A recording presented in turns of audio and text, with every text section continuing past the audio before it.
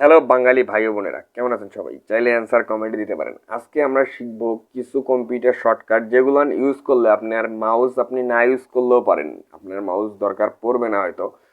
যাই হোক, এই শর্টকাটগুলো যদি আপনি জেনে রাখেন তাহলে আপনার লাভটা কী হবে? আপনার লাভ এটাই হবে, আপনি যদি একটা নুব হন, মানে কম্পিউটার কেবল চালানো শিখতেছেন, সেক্ষেত্রে আপনি যদি কোনো এক জায়গায় গিয়ে যদি এই শর্টকাটগুলো ইউজ করেন তাহলে যে কেউ আপনাকে বলবে যে ভাই কম্পিউটার আপনি কত কাল ধরে চালান।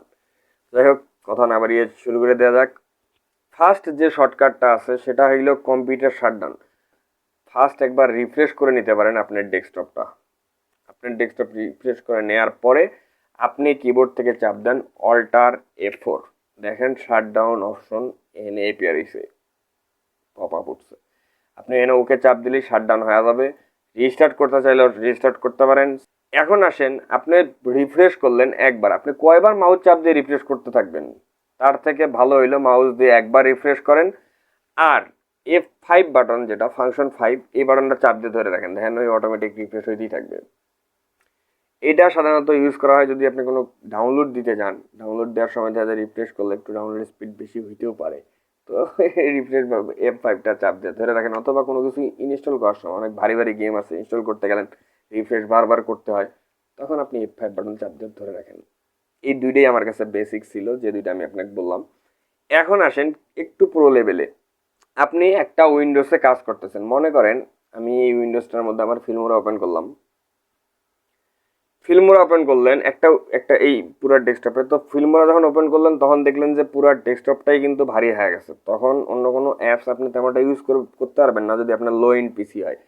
সেক্ষেত্রে আপনি যদি চান এই জায়গার মধ্যে ফিল্মোরা চলবে, আপনি আরেকটা ডেস্কটপ, আপনার এই ডেস্কটপ যেটা ইউজ করতেছেন এখানেই চাইলে আপনি আরেকটা ডেস্কটপ ওপেন করতে পারেন। ওটা একদম নিউ ডেস্কটপ ক্রিয়েট হবে আর কি। সেক্ষেত্রে আপনি কি করবেন? সেক্ষেত্রে যেটা করবেন সেটা হলো control Windows button plus D button চাপ দেওয়ার সাথে সাথে আপনার একটা নতুন একটা উইন্ডোজ ওপেন হবে।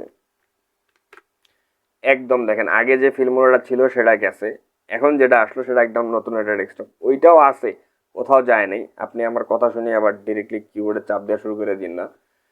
দেখেন, এখন আপনি পূর্বের উইন্ডোজটায় যাবেন কেমনে? সেই ক্ষেত্রে ঘটনা আছে।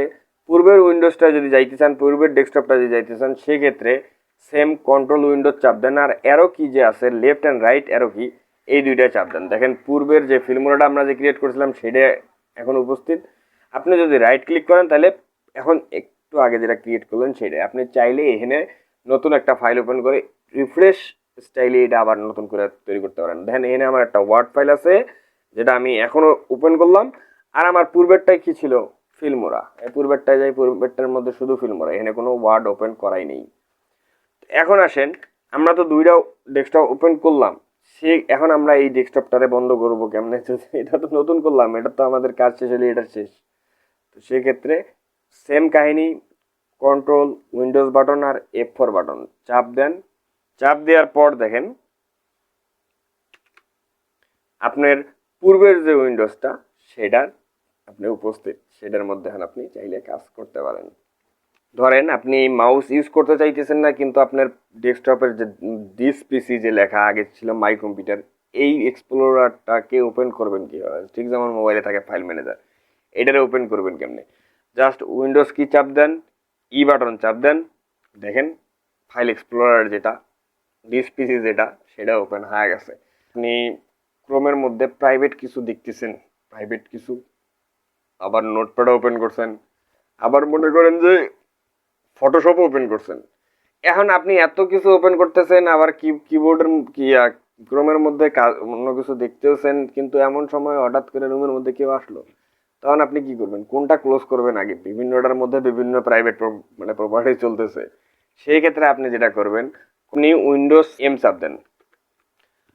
উইন্ডোজ এম চাপ দেওয়ার কারণে দেখবেন আপনার পিসিতে যা কিছু আছে সব একবারে মিনিমাইজ হয়ে যাবে। মানে আপনাকে একটা একটা করে মিনিমাইজ করার কোনো দরকার নাই, বা একটা একটা করে ক্লোজ করার কোনো দরকার নেই, সবগুলা ডিরেক্টলি একবারই মিনিমাইজ। এটা আমার কাছে বেস্ট লাগছে, আর বেস্ট একটা জিনিসও লাগে মাঝে মাঝে, তাই না?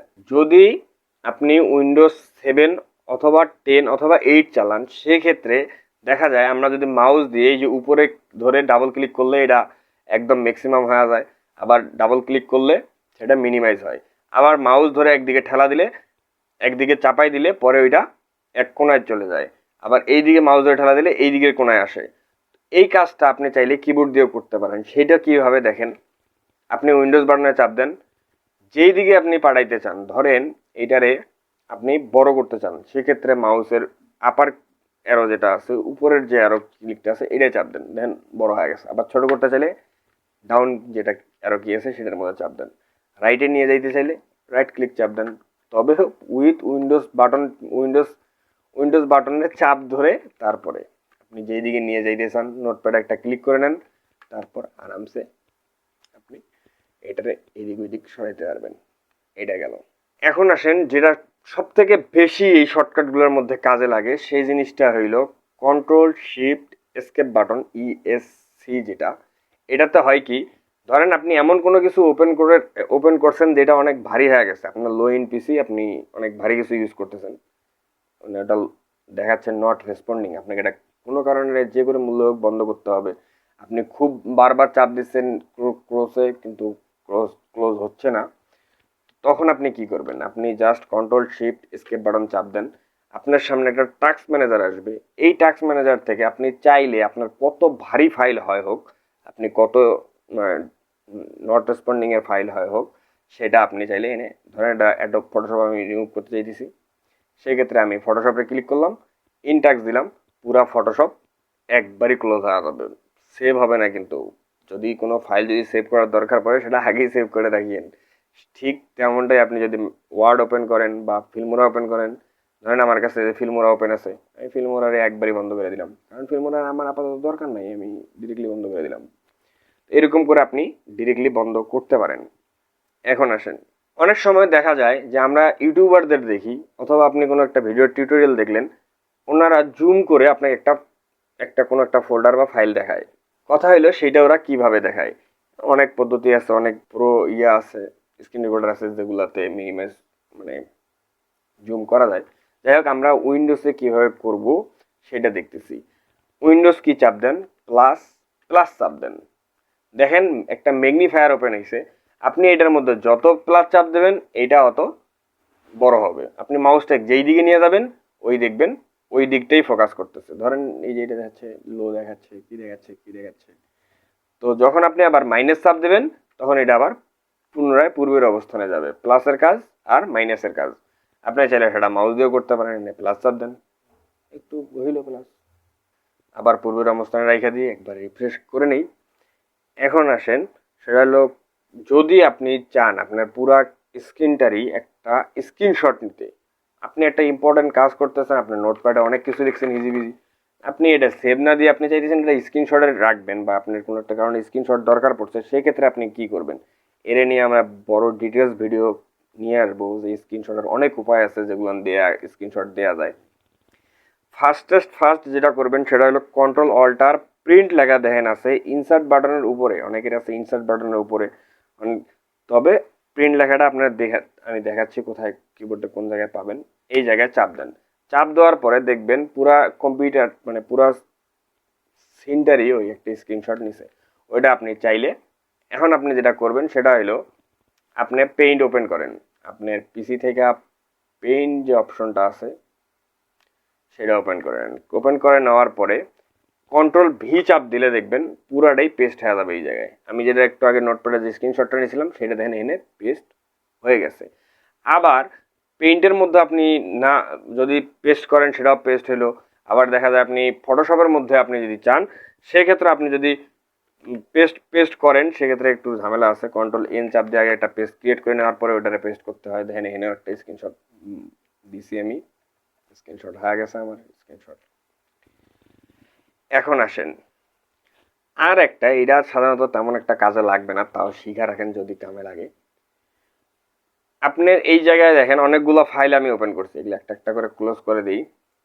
দেখেন আপনি যদি চান নিচের টাস্ক বারের মধ্যে যে যে ইয়েগুলান আছে আপনার অ্যাপসগুলান আছে এগুলো যদি ওপেন করতে চান সেক্ষেত্রে আপনি কিবোর্ডের ইউজ করতে পারেন। কন্ট্রোল চাপ দেওয়ার পরে ওই অ্যাপসটা জয় নাম্বারে আছে, 4 নাম্বারে আছে ক্রোম, ও এন থেকে শুরু হবে 1 2 3 4, 1 2 3 4, 4 নাম্বারে আছে আমার ক্রোম।